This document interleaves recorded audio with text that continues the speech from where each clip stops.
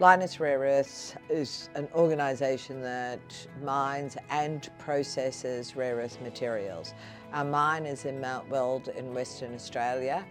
We are remarkable in that we are the only producer of both light and heavy rare earths outside of China. Water is almost as valuable as rare earths in Mt Weld, and we need very clean water actually for the processing. This was going out to tailings, and instead of drying, because we're in a desert so it should do, and then beaching, it was not doing so, it was being held in suspension. For us really the primary thing is, and every miner knows this, if you don't have anywhere for your tailings, your operations stop. And so we needed to find a better way to manage our tailings. And that's what then led us to dealing with Fibion. The mechanism that Fibion used, I think is technically called accelerated mechanical consolidation. Anyway, what it basically means is virtually ploughing your tailings, and therefore by doing that you're exposing your tailings to the air, gives them the chance to dry out.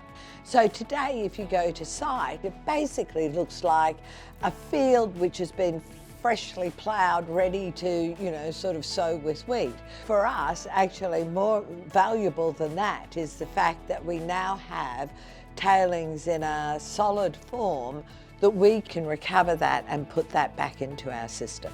What I see is we don't have to spend $8 to $10 million every 2 years to build a new tailings dam.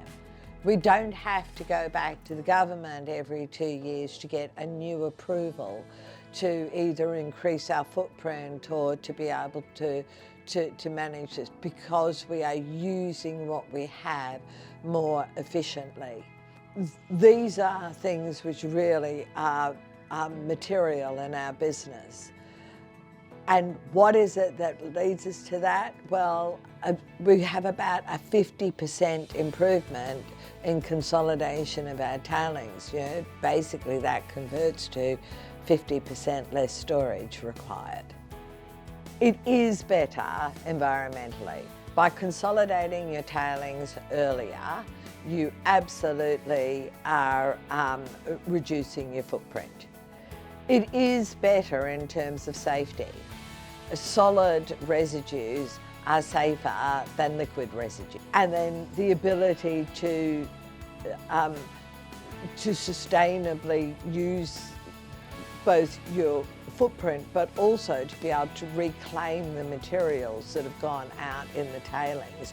All of these things, sort of deliver better outcomes which are more consistent with where businesses want to be in the 21st century.